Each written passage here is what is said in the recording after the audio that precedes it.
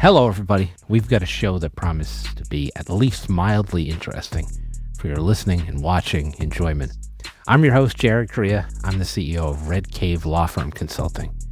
For the monologue, I give my take on the big AI announcement from Kirkland and Ellis. In the interview, we've got Taly Goody, founder of the Goody Law Group, who built her own law firm from the ground up and encourages others to do the same. In the counter program, it's the return of How Broke Am I? Now then, it's time to discuss Kirkland and Ellis's significant investment in artificial intelligence. You knew that was coming, right? Kirkland and Ellis likes to style itself as the highest grossing law firm in the world, as one does. And I mean, they did intake $10.6 billion in gross revenue last year, so that may be true. They are also viewed as one of the most profitable law firms out there. They do a lot of shit with private equity and big time litigation, so that all tracks.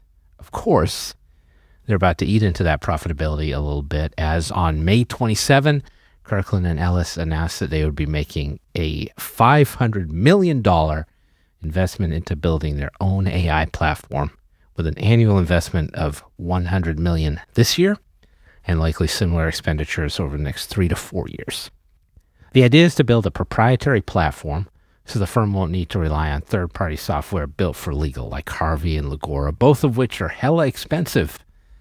Per the announcement, Kirkland is seeking 180 developers on the project and training the software on 250 attorneys, 100 of whom are partners. I have some thoughts on what were pretty surface-level press announcements and an interview series on this topic. That's allowed for a lot of speculation, in which I am happy to engage, all too happy to engage. First off, these press releases always crack me up because they always have round numbers, which is never going to be the actual amount of the investment. It's the same reason I enjoy mocking people when they tell me they've come up with a 10-year plan. Right. What is it? To try to remain alive? In any event, I think this is sensible for the firm on a number of levels. For one thing, Harvey and Legora and tools like them, as I mentioned, cost a lot of damn money. And over time, it could certainly be cheaper to build your own platform, especially as those prices are not going down. They're going way up over the course of time. That's where AI is going. This is the buy versus build conversation that's been going on for forever. And I'm sure some of that has been in consideration here. Maybe that reason on its own is enough to justify the funding. I could see it, especially since AI kind of explodes the buy versus build equation, given how I think the cost of those tools could develop. And it's not like you're going to create crazy different softwares, because even the legal tech AI tools run on the same models. And it's kind of similar to what Morgan & Morgan built with Litify.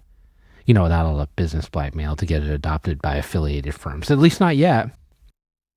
But as I alluded to, AI is also a unique technology proposition, far more so than just another relational database. It works better in-house when it can be trained, yes, on data, but also by professionals in a professional space or sector. And law firms are rightly concerned about third-party vendors using their training models on their attorneys.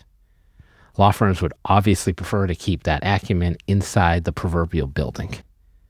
Not only is this relevant for confidentiality concerns, it's also meaningful for the future viability of the profession.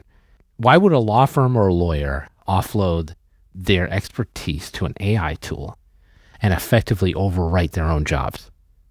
So a move like this clearly protects the law firm, which now has the inside track on developing the most accurate and effective legal AI because of the training it's going to receive from excellent lawyers on staff. But this may not be protective of those individual attorneys.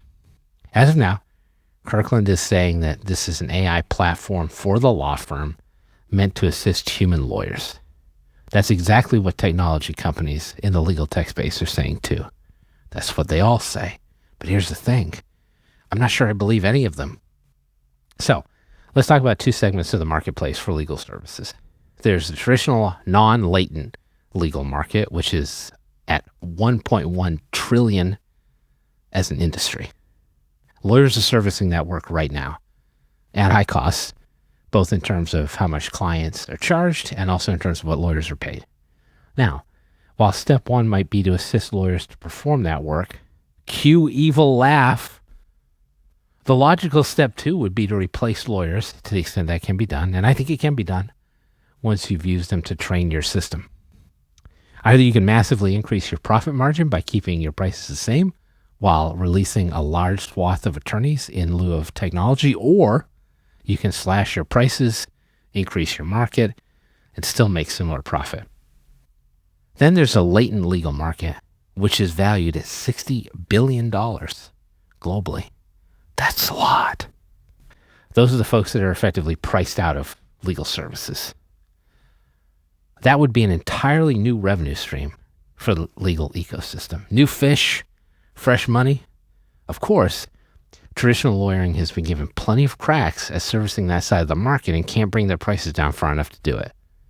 The thesis is that AI could make it work, and even if the service suffers, it's still better than not having any lawyer at all. So I think when legal tech companies and broader tech companies like Anthropic start talking about using technology to help lawyers in the AI age, what they really mean is, can we use lawyers to train our systems so we can eliminate them from the equation? And now, I guess we can add lawyers' own law firms to that list of corporate half-truth tellers. Of course, it's a tough place for attorneys to be because you're almost forced to use artificial intelligence in your practice to become and remain efficient enough to compete. That's the catch-22. So this all got me thinking.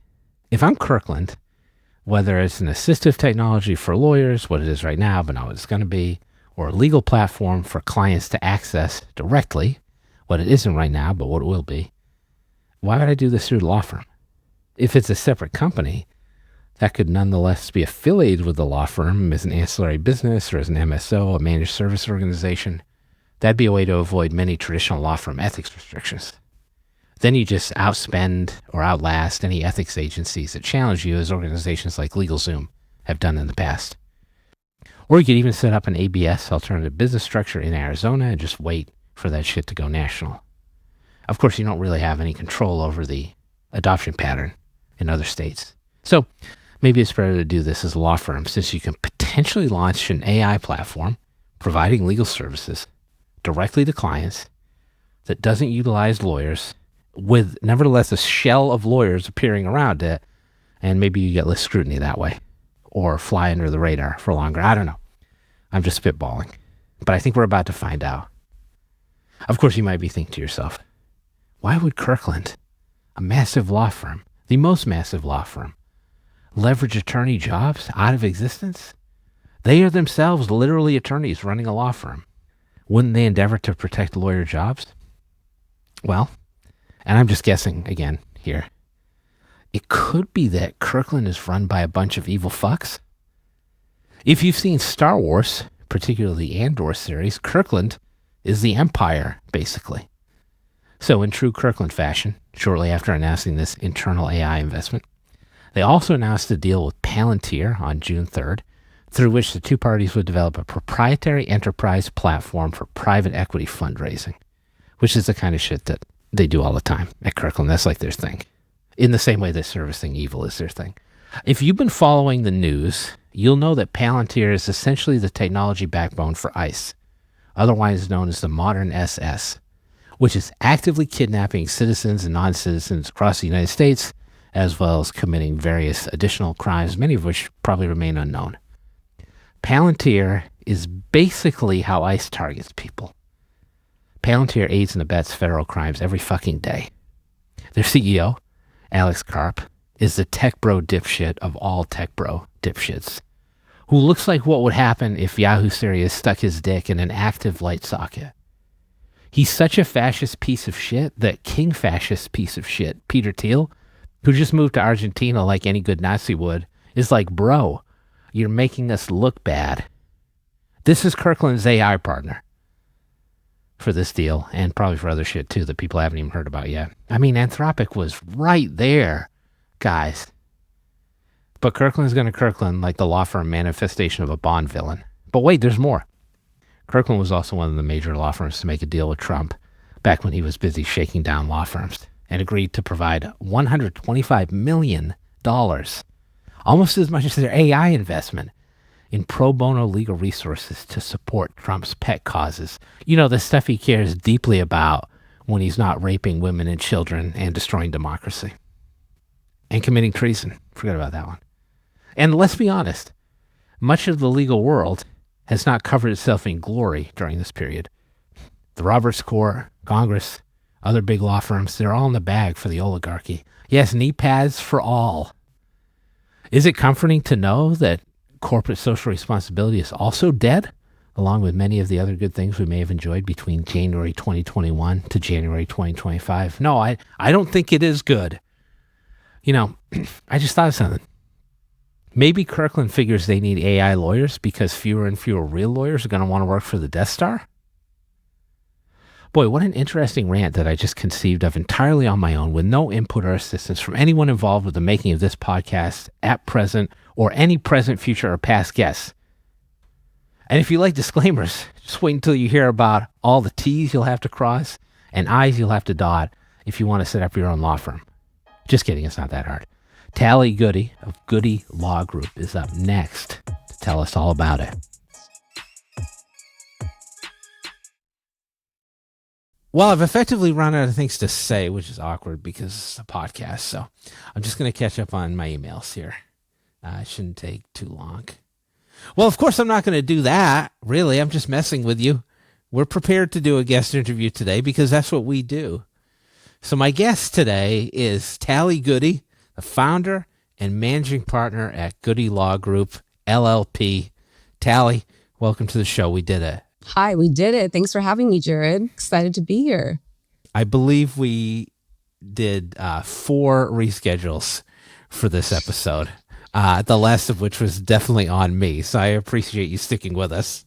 Thank you. 2 of them were on me, so no worries. Thanks. Busy lawyers, busy podcasters. That's how it goes. Busy moms, too, you know.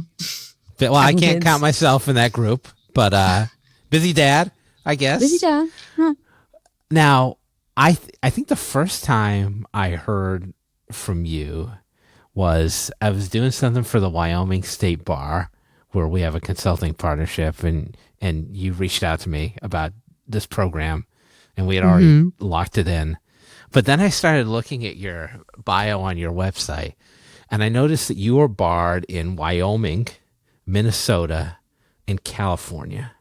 You may be the only person in the country to have those 3. But how does something like that happen? It is what a weird collection of states. Everyone's like, why did this happen? So I started with California because I'm born and raised in California. Okay. I met my husband in law school, who is originally from Wyoming.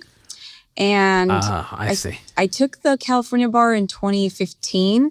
And then in 2021, we were like, should we do the Wyoming bar? And my husband was like, you could do it. I'm not doing it. So I decided to do the Wyoming bar. I studied. It's the uniform bar exam. Studied for it. It was actually kind of fun because it was like not a lot of pressure. I was like, I'm already barred in California. If I get it, I get it. If not, it's okay. And then I passed. And then I was able to use that score and transfer it to Minnesota. And Minnesota is because Grayson, my husband, has family there. So Minnesota and Wyoming are basically because of Grayson. Did he all take of his family's the bar there. in Minnesota too? No, he is only barred in California. So he's like, take these bars, which I'm not going to take? Exactly. I did the hard work. And I'm not even the trial lawyer. Like, he is the trial lawyer. I'm the one, like, I am the managing founder, managing partner and founder. Yeah. I've done a couple trials, but it's not like my focus, So I didn't look this up ahead of time. Did your husband go to law school in Wyoming too? Or no, he went to law school with me in San Diego. Met him my first day of law school. Yeah. Really? Yeah. That's cool. Yeah. I mean, if you're listening to this and you're like, I'm thinking of going to law school, I might find romance. Well, you might. It's true. Really, you might. Yeah. There's like a statistic that, I don't know what it is. They told us that in orientation. Is people there a statistic get married about? And, yeah. I don't know. I'll have to look it up, but there is some statistic about it. You think if you went to law school and you studied like family law and stuff like that, that statistic would be maybe really low, but perhaps not. Probably. All right. So I want to get to your firm in a second, but you started out graduating from law school, working for another law firm, right? Yes. So how did that go? And when were you like, okay, maybe I've had enough of this. I need to do my own thing. Yeah, so I was the kind of person that was like, I have no idea what I even want to do. Like when I went to law school, I was like, I'm gonna go to law school, but maybe I'm not even gonna be a lawyer. I'll just go to law school and get the degree. So by the time I graduated, I was like, oh, maybe entertainment law. I'm in LA. It sounds kind of cool. And then I fell into art law. Art law. I didn't even know that was a thing. I didn't either until I got the job. And I was like, oh, this is a great segue into entertainment law, working in big Century City, which is like the main hub of like entertainment lawyers. I did that about 4 years and that slowly started to realize this is not what I want to do. I was like feeling kind of stuck, stagnant, like, is this the rest of my life? You know, that kind of feeling. And so I was like, you know what? I'm going to do something different. And I was either going to go work for somebody else, or my husband was like, why don't you start your own firm? And I'm like, I never thought about that. Okay, let's do it. And so I just decided to start my own firm. Okay, before we back get in to 2019. that, good timing. What is art law? What does one do as an art lawyer? It's interesting. So there's two parts to it. There's the transactional side, which I was working on, and that's negotiating really very, very like real pieces of art, like Picassos that are in Europe, and like we're negotiating deals, like acting like a broker person. Gotcha. That makes sense. And then the litigation part is like fraudulent pieces being sold, or you know, things that come up with gallery issues, like consignment issues. So it was interesting, but the litigation was too complex. And then the transactional side, the deals always fell through because somehow either the buyer wasn't real or the seller wasn't real. It was weird. It was fun though for a little bit. Yeah. It does sound like an Ocean's 11-y type of thing. And then you probably get into it and it's like, wow, I'm pushing a lot of paper here. A lot of paper. Yeah. That's what it was. Did you ever find an angle into entertainment law from there? I think from my art law experience, I realized, okay, my clients would be similar to who I have now. And I wanted to feel more like I made an impact, as cheesy as that sounds. But like, I wanted to make more of like a personal connection with clients and like, be like, I'm actually helping you. I'm not trying to get you out of a slimy deal. You know what I mean? I want to help you and bring you out of a tough position in your life. And my husband was already doing personal injury and helping the plaintiffs. And I saw like, wow, he changes people's lives for the better. So I was like, I want to do that. And then I added employment law on top of it. Okay, so what was that process like starting a law firm? Because I know that, we both know, there's all kinds of attorneys out there who are working for other law firms. And they're like, man, I would love to do that. And like, how many of them pull the trigger? Not a ton. Yeah, no. I mean, I think a lot of people's fear is security, the fear of, not making money. You're not going to have that paycheck coming through every, 2 weeks. But for me, I was just like, well, it's either I keep staying stuck, and I was commuting 3 hours a day back and forth, like total. Oh my God, really? It was just kind of like becoming just not a life I wanted. I wanted a life that I was like building on my own terms. And so I took the leap. I literally started working out of my gym's cafe. I didn't even have an office.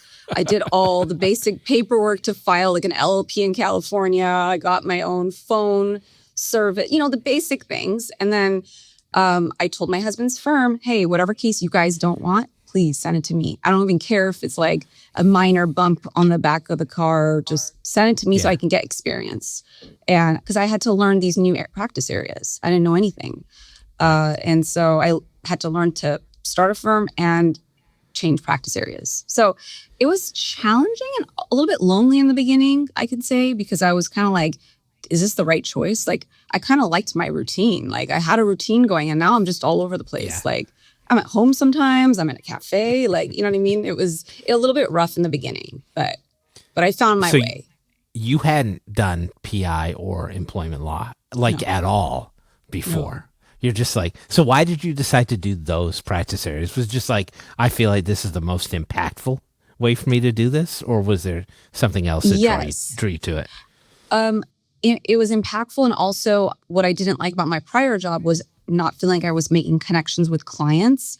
It was very dry. And I wanted to find work where I'm like, okay, I'm on the phone. They're injured. They really need somebody, they'll vent to me. And, when I first started, I was that point of contact for everybody. I was doing everything. I was wearing all these different hats. It's changed now. I don't do that now as much. Yeah. But in the beginning, it was nice because I was like, wow, these people are like really, like at the end of the case, they're so thankful. They're so happy. And that was really why I wanted to go into both, because employment is like wrongful termination, discrimination you're doing it from in the the employee workplace. side. Yeah, exactly. Yeah. So I like that. That was mainly the reason why I made that change. I wanted more of that connection with the clients and making that impact. I gotta say, I like this idea of working from the gym. So you can just leave your laptop on the table, go hit the treadmill, come back. Exactly. That's a good I didn't deal. do that. I worked out first and then I would go sit there. I was scared to leave my stuff. I don't get things. I get it. Stolen. I get it. You know what I mean? Yeah. Okay. So it's 2019, interesting time to be starting a law firm because roughly like a year later, pandemic hits. And were you like, fuck, what have I done? Or were you like, I can beat this challenge, no problem? I was kind of like, this is interesting because I didn't have kids back then. It sure was. And this is also like the time of TikTok coming into action. And I was like, and I had a really good friend that was in marketing and she's like, you got to get on TikTok. And I was like, TikTok? And I'm like, nah, this is just the people are dancing. It's for the kids. Like, I mean, I don't know. It's for the kids. But she's like, just get on it. Like, and so I got on it and I was like one of the first 20 lawyers that was on TikTok. And I got like 3 of my biggest cases from TikTok. And I realized that was how I was supposed to stand out against these big time LA Billboard attorneys. Like, how else am I supposed to get cases? I'm just I was a nobody back then. You know what I mean? I'm not saying I am somebody now, but like, I was really. Oh, you're on this show. Yeah. So like that was, and actually the COVID thing, I know it was rough, but like I had so much time to film content. I had nothing else to do. I just was at home all the time.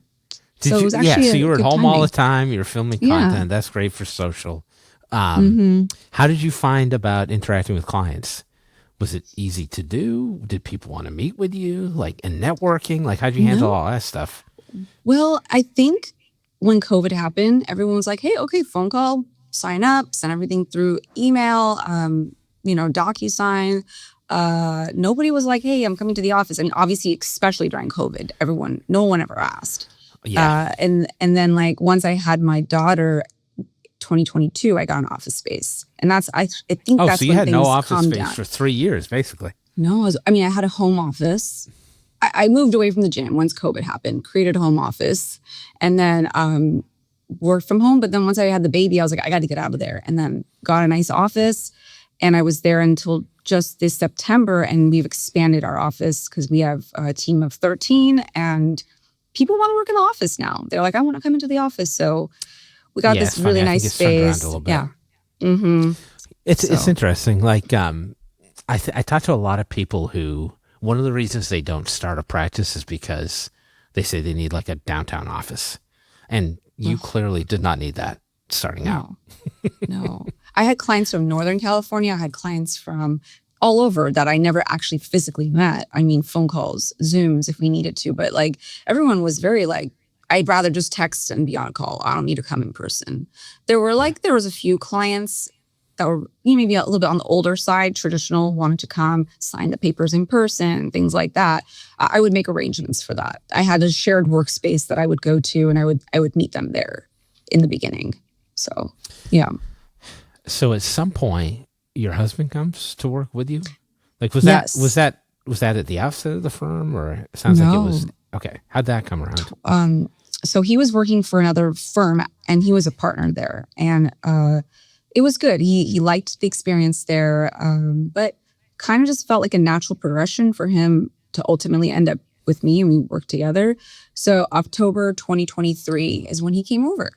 So I had the firm from 2019 until then, just me.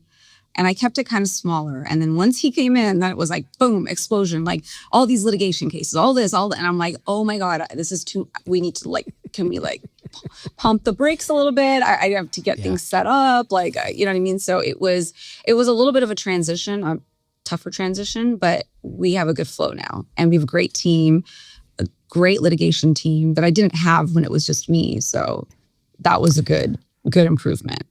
What is it like working with your spouse? I feel like if my wife and I worked together, we would kill each other. But then I also know some people who are married and like they work together and it's like great. They love it. But the real story is probably somewhere in the middle, I would guess. Exactly. It's, I think it can be hard sometimes, but we always say that because we do different things, it makes it so much easier. Like I am the one that's like the CEO, I'm managing partner. I run all that stuff. And he's the litigation guy. He's going to trial. So we do different things. Like it's hard for us to clash, but it still happens. We clash sometimes. I'm not going to say it's perfect, but like, but if you've got your own silos that you're working in, that does make it a whole lot easier. A lot easier. Yeah. So when you had that big growth spike, like 4 years in, how'd you handle that? Because, part of the issue is like, there are situations where you grow too fast. And it sounds like you were able to rein that in a little bit. How'd you do that? We had to hire people fast and, get the systems in place that worked. And I had to just be flexible because things were changing every single day. Like I can't be like, oh, this is exactly how like everything is. I have to be open-minded that like what I thought would work is going to change tomorrow. You know what I mean? So I think that was a mindset shift I had to have. And also just say like, we are in a growth, like we're in like the hard season and just, make it work. We work together, bring on the team that we needed, bring on the software apps. I don't know. That was before the whole AI situation. So now things have obviously changed with AI. But a little bit. A little bit. Still a little bit, still a little rocky, but we're getting there. Well, can we talk about that a little bit? Because obviously choosing software is a big deal for any business, including a law firm. So how do you go about vetting the tools you were selecting then? And how are you feeling now about, there's so many AI products out there. Do I make the move? When do I make the move? How do I make the move? Yeah, I mean, I think that is why I reached out to you initially, because I wanted to join the Wyoming AI program. And then you're like, it didn't go through because there weren't enough people that wanted to do it. Right. So come on, Wyoming. And then you found out I was born in Minnesota because you were hosting that thing. I was like, well, I want to do it. Yeah. But anyway, I have an IT person. We have had several successful programs in Minnesota. Shout out to the Minnesota State Bar Association. Okay, well, that's great. I'd love to hear it. My IT guy, he's kind of helped me like, here are some good programs. Or I've gone through a couple different demand drafting AI programs. There's always something that's missing. You know what I mean? I'm like, I just wish I had this. Or I really have to still read this with a, fine whatever. I have to read it very carefully. So it's hard. I think it's trial and error with all these AI tools, right? Like it's not like... So you'll test stuff out, but you haven't found something that is quote unquote perfect or perfect for you. No, like we tried AI with like record collection and that just didn't work. So we just got someone in-house because it was taking too much time. The AI record collection, no, didn't work. But the AI demand drafting, the chronological medical records, we have a good person that does that. So that's actually really good. That one's fine. It's all different. I mean, now I'm using Claude. So I'm trying to build Claude out with like the workflows. I love Claude. I mean, it was ChatGPT, and now it was like, no more ChatGPT. Well, let's move to Claude. The secret was Claude was always better than ChatGPT. Yeah, right? I'm sure. I didn't know, but now, I still use ChatGPT for personal things. Like if I'm like, hey, Chat, let's talk. That was like the first one that everybody used. Like I feel like they're connected to it in some way. Right. But we're still working on it. I mean, we're still like, my goal is to get things automated, but I still don't want it to be too automated where you're like, there's no human connection. There's no human touch. Because there are some firms out there, they're like, we're completely AI. I'm like, do you really want to advertise that? Like, I don't think I would want to have a lawyer that's completely AI. Their firm. Especially in your practice areas where you're getting people at difficult points in their life. They want to talk to somebody, not just a recording or an automated text, I don't know.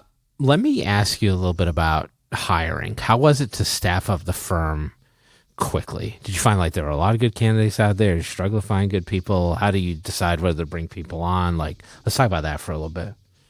So it's hard. It's competitive to find a really good paralegal and a really good case manager because those are the top two competitive things in California. Legal assistants, you can find them. I think they're all over the place. You can find them, but are they good? That's kind of a trial and error thing too. Mm-hmm. People might interview really well and then they come on. I had an experience with that. I don't want to get into it, but ended up being completely night and day as soon as they started. I was like, this is people don't think that happens, but it totally does. My intuition the first day of work, I was like, are you the same person as the interview? I don't know what's going on here. I've been there before. We've had a couple difficulties with staff this year, but I feel like everything's smoothed out and we have the right people, the right culture. I really want people to want to work here and want to like feel like they're growing with us rather than like just clock in, clock out. I hate my life. You know what I mean? Like how most law firms are. Like, so that's kind of the goal. And I have an HR now. And so she's awesome. She helps me find all the people. And I just recently hired an office administrative assistant who is amazing. And it's nice to have the help of HR, have another outside perspective. Oh, for sure. Yeah. So one thing I think I've seen you doing is trying to help female founders who want to start their own law firms. We were talking before about like how a lot of people want to start their own law firms, never do. I feel like if somebody's starting a law firm, it's more often male than female. So what do you think female attorneys need to be thinking about in terms of like trying to get over that hump and found the law firm? Because it's difficult to do and there's not a lot of avatars for that. Or not as many as there should be, frankly. Yeah, and I think the problem with maybe why women are a little bit more hesitant to take that leap is either they have kids, you know what I mean? And they're like, well, and then security, maybe they don't have the funds saved that they need to, especially with personal injury and employment, contingency basis, we're not getting paid until we settle a case. You gotta wait, You gotta wait. So you have to have some save up or you have to have at least your partner having money. You know, something needs to work. So I think that may be a hesitation, but what I think should be a motivating factor is to know that once you do have your own firm and you do have kids, you have autonomy over your schedule. I mean, you can be like, I'm going to go to my daughter's gymnastics class in the middle of the day, you know, as long as things are set up correctly. Like you don't have to like follow, I can't go and feel like you're missing out. You know what I mean? Like, yes, you might work off hours because you have to like make up for things, but at least you have that autonomy, right? And I think that's what women should know. That I think that I was very happy that I was able to have my own firm once I had my daughter. Like I think that's made things a lot better. Owning your own business is tremendously helpful. Yeah, when you have children. I mean, I think about it all the time, and there's more stress probably, but at least it's my stress. It's not someone else's stress. It's like my firm. It's a good stress but to you're right. have. If you want to bang out at like 2 p.m. on a Wednesday, you can. You can't. Who's going to tell you no? You can always make stuff up later, like you said. Yeah. That part of it sucks, but at least you had a free afternoon. Yeah. So you were talking before about you got into TikTok really early. And you're on Instagram, you're on a bunch of different platforms. Why'd you decide to lean into the video in an industry where professionals usually don't? Like you mentioned, like, oh, TikTok, that's the platform where they dance, but that's not all it is. Like, was it just people were telling you should do this, or had you been thinking about it? Well, you know, I always feel like with social media and just technology in general, things are scary at the beginning for everybody because you're like, I'm a little hesitant. Even with AI, people were like, oh my gosh, AI, no, we can't do that, right? So the same with TikTok. I think people were like, no, we're professionals. We can't go on there and be making videos, but you just do it. And then those are the people that stand out. The people that follow the crowd are not the ones that are going to succeed and build something, right? I mean, they may, but people that do things that go against the grain are the ones that are actually going to stand out. There's going to be negativity. I mean, I've gotten plenty of negativity, but that doesn't stop me. I mean, what famous person or what successful person hasn't gotten hate? Right? Haters gonna hate, as they say. Yeah, they say if you get trolls, you've made it. So I mean, I'm fine with the trolls. I'm like, okay, bring it. When I get times where there's no trolls, I'm like, oh no, am I irrelevant now? You know, not really, but kind of like, what's going on? Where are the trolls? Come after me. But like, I think I was just like, you know what? I'm just gonna get myself out there. This is one of the only ways. What am I gonna do? I don't have money to go on a billboard. I don't want to spend money on traditional marketing, traditional advertising. Yeah. TikTok's free. Social media is free. I mean, that was what I could do at that time. And so I took the leap, whether it was going to help. Maybe there was a risk that it wasn't going to help, but luckily it helped. So I'm happy about it. You are also, you on your social, sometimes your husband's on your social, sometimes your daughter's on your social. And I think people sometimes have a hard decision to make when it comes to that. Like some people will put their personal life out there, some people won't. Why did you decide to do it? As you mentioned, there are a lot of haters out there too. Yeah. Well, with my daughter, I specifically don't put her like face. It's always like her back. Like I just don't want her. I don't know. I don't know if that makes a difference, but I'm always like, I don't want her face on there. That's it's fair. fine. Like, you know what I mean? With weird technology and stuff like that, you hear. We just talked about that in our last episode. Yeah, I'm scared to be like, here, full frontal picture of her. So, I mean, I put her on there just to show other moms like, hey, I have a daughter. I'm not just like doing this like with no responsibility. Like it is hard. Sense. I think it is the most challenging thing to be able to be a law firm owner, lawyer, a mom, a wife, have all these different roles and still keep it together. And so I think I post that to show others that they can do it too. And I also post my struggles. I don't just make it seem like everything's dandy and everything's perfect, you know, because it's not. It's not always perfect. It's hard. Yeah. So I want people to feel like they can do it too, even though it's hard. So when I talk to people about like starting to get more aggressive about social media marketing, the two big things they tell me are A, I don't know what to post about. And B, like it seems like a lot of work to keep doing that because it doesn't make any sense to just start and then stop. What do you say to people who have those questions? So number one, if you're just getting out there, because that's what I did, is I just tried different things. I was like, I don't know what I really want to do. And I don't know what's going to stick because there's different things you could do. Maybe you're going to do a bunch of reels where you're talking and you're really good at talking and people want to hear more about you. Maybe it's more of like text on reels and you're putting more information that way and you're in the background. I mean, I think it's a trial and error. You have to just put a bunch of stuff out there to see what sticks. And with keeping up with it, I do agree. I think I was doing my own social media up until 2022 or 2021. And then I hired a social media manager and I still obviously have to do the filming and get all the stuff. I collaborate with her, but she posts everything. She organizes it. She has calendars for me. That helps a lot more than having to do all that stuff on your own because that is what caused me to fall off and be inconsistent because I didn't have the time for it. So you can be the talent and then you kind of have people supporting you to do the logistical work. Right. I mean, I use my own camera to film and I send everything to her. I don't use anything professional. It's just my own camera. I like to do it in the privacy of my own self. I don't need somebody to be filming me because that makes me like feel like I can't be myself as much in a sense. Yeah. I don't know. Yeah, I get it. And now, so as you've expanded your marketing over time, how do you make decisions to be like, okay, I want to get into this platform now, or I want to pay for that, or I think there's a trend here, this changing, I don't want to be on top of that. Like, how do you make those decisions? So I do obviously scroll through TikTok myself at the end of the day or during the day, Instagram, and I get a lot of inspiration. And I'm like, oh, that would be a really good idea. And so I'll either write it down on like my notes, I have a Google Doc, or I just send it to my social media manager. I'm like, let's do this.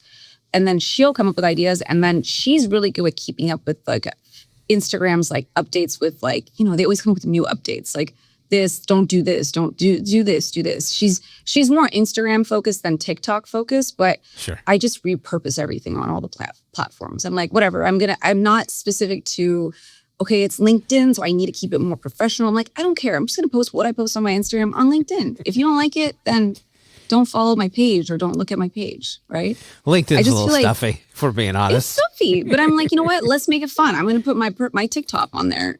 I think people were like, why is this is so weird? Like, you know, I mean, there's people that say that, Whatever. But I don't really care. Again, I'm just like, I'm doing what feels authentic for me and what's efficient. And repurposing is efficient. I'm not going to spend hours like figuring out what do I need to do for each platform, right? Yeah. There's so many of them. There's more every day. Well, thank you for appearing on this platform. I've had a fun discussion so far. Let me ask you this. Will you stick around for one last segment? Of course. I'd love to. Thank you. Thanks for having me. All right. We'll be right back with Taly. Welcome back, everybody. It's the Counter Program. It's a podcast within a podcast. This is a conversational space where we can address usually unrelated topics that I want to explore at a greater depth with my guests. Expect no rhyme and very little reason. Taly, welcome back. How you doing? Thank you. I'm doing great. How are you? Good. I'm great. Good. This is one of my favorite segments, actually. Have you ever visited a website called thisiswhyI'mbroke.com? No, I have not even heard of that before. Great. Yeah. Great. This will be your first experience. It's a great website. It's basically a list of all kinds of crazy shit that you can buy to run down your bank account. They also have some truly amazing product descriptions. So, okay, let's check it out. We're bringing back our recurring segment with you called Just How Broke Am I? I'm going to tell you the name of a product on the site, read you the description, and show you the product image. You just need to tell me how much it costs. So I'll give you some pricing options to guess from. Okay. I thought you might. like it. This is good. This is much better than the fun facts that I thought it was going to be. Okay. Let's go. Yeah. Fun. We do fun facts enough. We wanted to switch it up a little bit. No. So I've got 6 for you. I'm going to start with lower priced items, and then I'm going to move up to higher priced items in the tier. Okay. Let's do it. So I now have to screen share effectively. Okay. Can you see my screen? Yes. All right. Let me read this for the audio audience. Can of whoop ass. Bring your threats to fruition by literally opening up a can of whoop ass on somebody. This awesome gag gift comes with a highly detailed and informative label, complete with comical graphics and a list of ingredients that include 1/2 cup of pain and 1 ounce of hardcore. And as you can see, whatever's in that can looks kind of disgusting. But that's the product image on the page. There's actually liquid in it. Like, it's not just, I would imagine just be like an empty thing. Oh my God, gross. Okay. Yeah, it's gross. I'm like, come on, guys. That's nasty. I'm not buying it for that reason. Oh God. But it would be great to have like a little can. I'd wear gloves using it, obviously. But if I had a can that I could open up in front of people, that'd be great. All right. Yeah. How much do you think it is to buy your very own can of whoop ass? $5.99, $12.99, or $20.99? $5.99, $12.99, or $20.99? $12.99. Good strategy, going for the middle, but it is actually cheaper than that. $5.99, including whatever sludge is in that product. And that was my first gut instinct was $5.99. This is exactly why you have to just go with your first gut instinct when you're taking a bar exam. The multiple choice questions. Don't change your answer. All right, we got 5 more. Okay. So you got plenty of time to change your destiny here. Okay. I'm going to show you a page in this book, but it's a funny WTF affirmation and quote jar gift. Wake up and smell the sarcasm, motherfuckers. Start your day with these snarky, badass affirmations and quotes. This jar is packed with 60 unapologetically dry humor affirmations. These cheeky buggers pack enough punch to jumpstart your day with a laugh. So you apparently have a jar. You pick out a piece of paper and read it. And it's inspirational like this, which says, when things seem especially rough, just ask yourself, did I shit my pants today? If the answer is no, then you're doing just great. That is, and there's 60 of those in a jar. Just like this. Wow. I need to get one.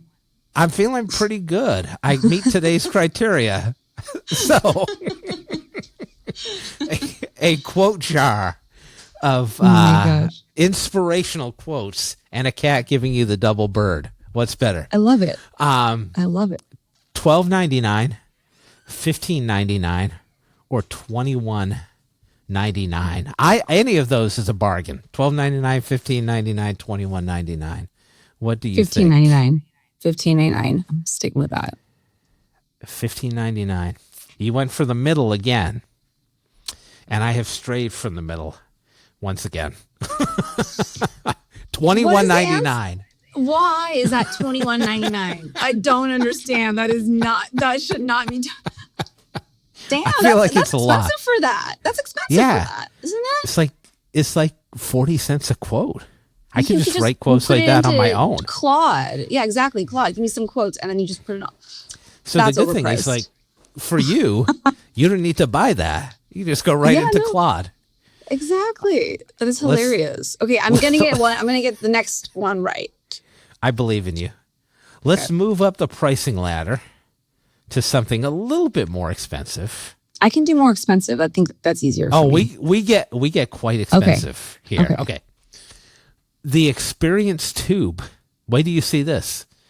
The Experience Tube is perfect for connecting one-on-one with your best bud. Simply stick your face into one end of the tube, and all peripheral distractions are instantly eliminated, allowing you to give your undivided attention to the person in front of you. Now, I will say that I have considered buying this. I have 2 kids. I've considered buying this for them so that they can each have one head in each side of the Experience Tube, because it looks like this. Oh my, is that cloth? I thought it was going to be like a metal tube or something. Like, what? One would hope. Can you breathe in that thing? Is it breathable? So there's so many questions. Just for the audio audience, it looks, you can tell me if I'm describing this correctly, Taly, but it looks like a pair of underwear with just the waistband part and no legs connected to another pair of underwear, which appears to be about 4 feet long. So, this has got to be cheap. I'm sorry. This is not expensive. You stick your head in one side and the other person sticks their head in the other side. It's basically like a giant sock, actually. Is this real? Like, that's a real this thing? This is real. Like, people, this is why I love this website. That. Yes. What?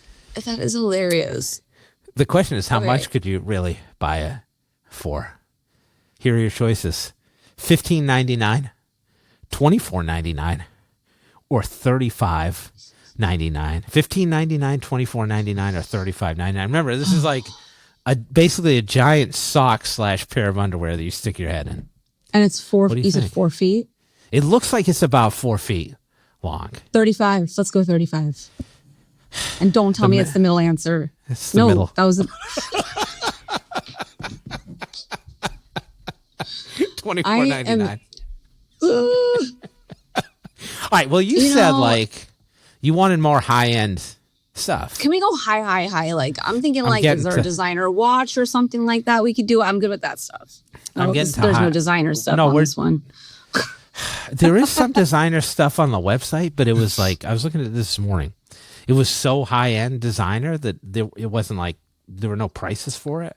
Like you had to get like a demo version of the product or something like that. This is but I got some really expensive shit. So let's start with the expensive stuff. You have 3 more chances. Okay. I can get 50% maybe. This is why I love doing stuff like this with lawyers, because they're very competitive. And I like to watch them think about this stuff. Okay. Oh, this is called this cool. Amortal Chamber. Amortal is the name of the company. Chamber Recovery Pod. Climb into a 700-pound wellness pod that does red light therapy, PEMF, breath work, molecular hydrogen, and vibroacoustics all at once. Oh my God, it's like Christmas come early for me. Built on NASA's zero-gravity geometry, sessions run 15 to 60 minutes. Your biohacking stack just became one thing. Now, maybe as an LA person, you can clue me in. I don't know what any of these words mean. What is this all about? I know a few. So I have a red light therapy, but it's just like one panel. It's supposed to help with like inflammation and just like overall health. Like if you have pain areas, but you have to wear glasses because the red light's not good for your eyes. breath work, you could just do breath work by yourself. I don't know why you'd have to go into a chamber to do breath work. And then also, does that mean zero gravity? Like you're floating in this thing? I don't understand what that means. Here, let me show you an image of it. Because it's crazy bullshit. Look at this thing. Oh, I've seen a picture of this before. Yes. I saw on Instagram, I think. I don't think you're floating, but like you're clearly in like this Jetsons type chair in your own sauna deal. I've seen that before. Yeah, so that's the red light. Okay. You want to hear some pricing? Yes. Because I told you it'd get expensive here. Okay. I think I made this one right. Is this pod $97,900, $159,500, or $273,400? $97,800, $159,500, or $273,400? It's 700 pounds. It is 700 pounds. I don't know if it comes with the sunglasses or not. Second option. You were right. You are built for high-end products. Yes. $159,900. Yeah. Do you have the one other of one was these way in your too home? high.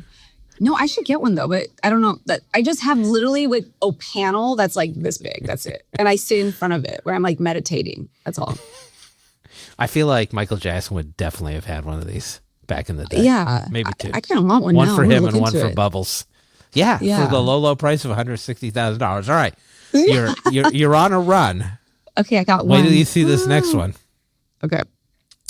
What's great about this website is that they have these, every time I go on, there's a new mechanized device of some kind. So this is called the Unitree GD01 drivable mech robot. Please hold your applause until I show you the picture. Climb inside the world's first production-ready manned mech and walk among mere mortals as a 9-foot transforming robot. The Unitree GD01 shifts between 2 and 4 legs, fits a human pilot, and makes every commute a potential movie trailer. Look at this shit. Is that crazy or what? That's scary. Is that like just walking around? Like, I mean, where do we? But you're inside it. Like you can be driving among like cars or like walking among cars. Like how? Apparently.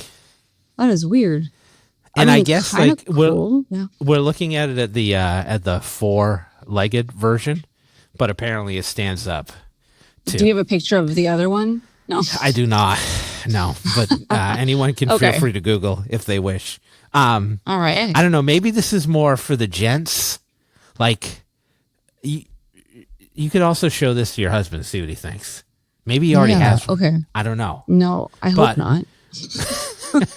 The GD01 drivable mech robot. Are we talking $281,950? $582,625 or $1,071,375? $280,000, $580,000, or $1 million? Where does the mech robot land? I think it's the second answer. 581. Wow, you're really good with these. That's correct. No one's going to buy $1 million. I just had to start getting away from like these stupid bullshit. Advice books. Yeah. All right, I got one more. I got one more for you. You're on a real roll here. Okay. We're gonna do a music one next. Okay. Available on the website. Hard to get. So this is the Wu-Tang Clan secret album. For hip-hop heads, owning the Wu-Tang secret album, Once Upon a Time in Shaolin, is the equivalent of coming upon the Mona Lisa. Encased in a custom-made and hand-decorated silver and nickel box rests the sole copy of the secret double album from the iconic hip-hop collective. Do you know about this? This is what it looks like. No, but wow. That's pretty cool. Wu-Tang Clan, they made an album, and they only made one copy, and then they destroyed the masters. And the purchaser cannot download or exchange any digital formats. It can only be listened to live by. And no one's heard the song before. Only one song has been released. No one knows what the other songs are. And there's a museum in Australia that I think is doing a playthrough of the album, but the only way you'll be able to listen to it is if you're at the museum at the time. So this is a single copy. They have the box. That's how they're going to play it? Yeah, they have it's a CD. Right. So inside the box is a CD. So the owner of it, I forget who the present owner is, but the current owner is lending it to the museum to listen to. I just can't imagine that somehow nobody would make a copy of that. Like somehow secretly they would make surprising. A copy. Yeah. Well, the first guy who bought it, who lost it because he had some like federal crimes or something like that, he was basically like, I think the only person I'd play it with is Taylor Swift, which is random. Oh my gosh. Okay. All right. This is going to be expensive. Okay. Okay. 250,000, 1 million, or 5 million. 250,000, 5 million. 5. Right? Wow. All right. Yes. We're gonna have to have you back, and we're only gonna have to do like high-end items. This is fun. I like this. I love this game. One of my favorites. That's all I got. I don't have any more prepared. Okay. 50%, not bad. 50%. Okay. 50% and anything above $24.99. Yes. You killed it. I got that. That was great. Thank you for coming on. We'll have to have you back sometime. Well, thanks for having me. I had a lot of fun. Appreciate it, Jared. Thank you. Awesome. Take care.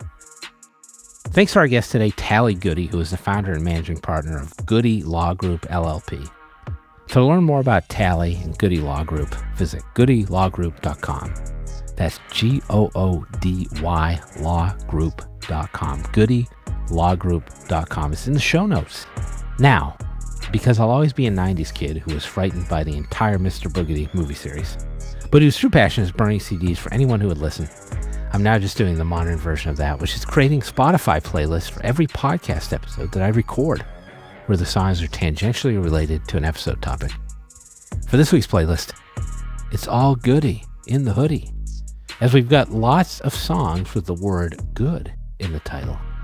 It's a good playlist, and it's brought to you by Grape Nut Cereal. Yeah, those crunchy little fuckers. And maybe too crunchy, actually, because that motherfucker contains exactly 0 grapes and 0 nuts. That is some false advertising bullshit right there, and we are retracting the sponsorship opportunity that never existed. Join us next time when I contemplate further why anyone would even want to eat a grape's testicles.